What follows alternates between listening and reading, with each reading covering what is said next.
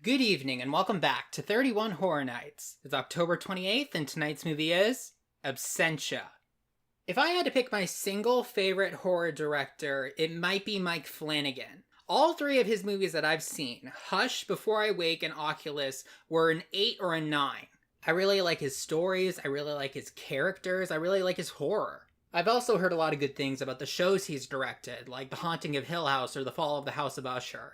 This year, I decided to include Absentia, which is his first feature film. It was actually independently made. The title is referring to the term dead in absentia, which usually applies to people who have been missing for so long that they're just declared dead. The main character is a woman whose husband disappeared a while ago, and she finds something connecting his disappearance with the disappearances of a bunch of other people in the neighborhood, this little tunnel. I'm very intrigued by the plot of this movie. It seems like there's going to be an interesting element of mystery here. If this is like Mike Flanagan's other movies, I'm probably going to like it just fine, but I'm interested to see how this one turns out. I'm going to go watch it. Mike Flanagan did not disappoint. But like he also kind of did. The movie was great. I'm giving it a 9 out of 10, but it follows the unfortunate theme this month where the best movies are also extremely dark and sad. This movie is just depressing. The horror movies that I really, really like either put all their effort into making the horror as interesting and creative as possible, or they have really good stories and characters and a good ending that makes you feel good. Absentia does neither of those things. It does have a good story and good characters, and the horror is pretty well done, but overall this is just a tragic movie. One of the main themes in this movie was similar to one of the main themes in the movie The Vanishing. In situations like this, even when someone has made peace with their loss, not moved on from it or accepted of it, but made peace with it, the not knowing can still get to them. For the main character, Trisha, it's been 7 years since her husband disappeared, and in that regard to losing her husband, it seems that she's moved on. She even found someone new. She got pregnant with someone else. And there is indication that their marriage wasn't exactly idyllic while it was still going. But she still thinks a lot about what happened, creating these scenarios in her mind about what could explain what happened to her husband all those years ago. There was a quote in this movie that was along the lines of, it's easier for people to accept even the most nightmarish of fantasies than a simple, senseless reality. This movie sort of turns that on its head, where the reality is this horrible nightmare, and the characters sort of take solace in these mundane fantasies that they ultimately know isn't true. I also was reminded of movies like Howard's Mill or Murder, Death, Koreatown, where there's this specific location that has a lot of missing people throughout history, and they all have connections between the cases. And just like with those movies, there are dots to connect, and there is a vague outline that you can form, but there are no concrete answers. As good as this movie was, I would definitely recommend movies like Oculus or Before I Wake more than this. Both of those movies were also very dark and depressing in their own right, but Oculus was a lot more clever in its horror, and Before I Wake at least had a mildly happy ending. However, there is always a place for sad stories, for sad media. And if you like Mike Flanagan's directing style and writing style, and you're okay with a movie that's every bit as sad as it is scary, I think Absentia was brilliant. Even without the polish that you get by working with a big studio, there was still a lot of really good drama, really good terror, and it was a very powerful movie.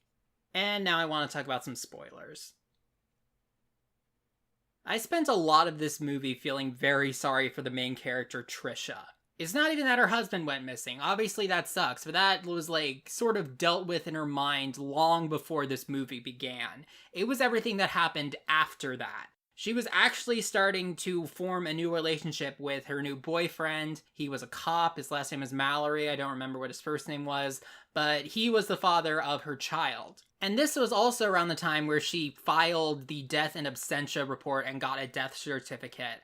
And during the process of finally moving on, she keeps seeing visions of her ex-husband? Is it her ex-husband if he's dead? I don't know. She keeps seeing visions of Daniel, that was his name, and she's feeling guilt about it.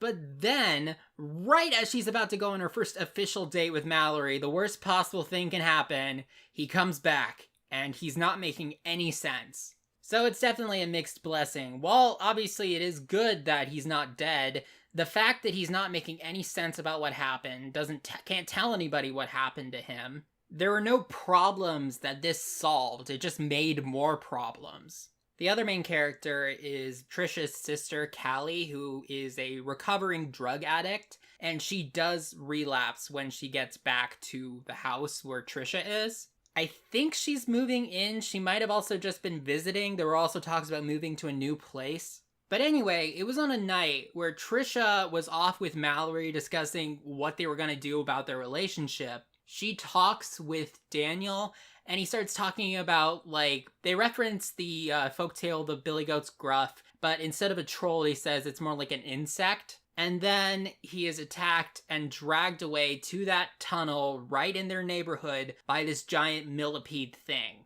Of course, she's devastated, Trisha's devastated, but the real, like, emotional kick in the teeth was this. Once he came back, right after that, Trisha called his parents and told them the news. And they're obviously overjoyed and they, like, get the next flight to come over. But before they could even get there, he disappears again. And she has to tell them that their son just disappeared without a trace again.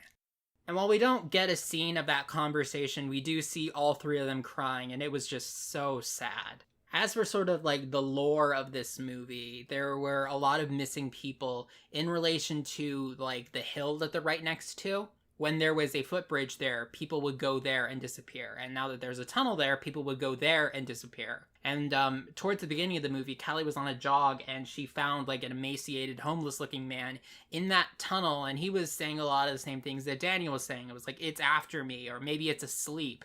And while the details are left purposely vague, I can summarize that there is this sort of interdimensional creature or monster tied to this location. And for a long time, it's been taking people. And I don't know if it like eats them or kills them or just drags them into a different dimension, but it makes them completely vanish. And there was also a lot of talk about like the monster being in the walls or the people who went missing being in the walls. There was even like a Nightmare on Elm Street effect where there was like hands protruding from the ceiling. And the son of one of the men who went missing, it's implied that he was stealing valuables from people's houses and even stealing like pets as like sacrifices or trades to try to get his dad back. And then if all that wasn't enough, Trisha gets taken by the monster while Callie watches. And one motif that kept coming up was, you need to file a missing persons report. When Daniel disappeared the second time, Mallory said to her, I know how hard this is, I know how terrible this is, but before we continue with this investigation, you need to file a missing persons report. When Trisha was taken by the millipede monster, Mallory, or Mallory's partner, told her, you need to file a missing persons report. And it's just this never-ending cycle of trauma. I told you this movie was depressing. So at the end of the movie, Callie gathers up all her research, puts it in a folder, leaves it in her house for Mallory to find later, goes to the tunnel, and says that she wants to make a trade. Obviously, the implication is her life for her sister's life, but we then see something come out of the wall behind her, and it's not in focus, but the size and shape means that it was almost certainly the unborn child that Trisha was carrying when she was taken away.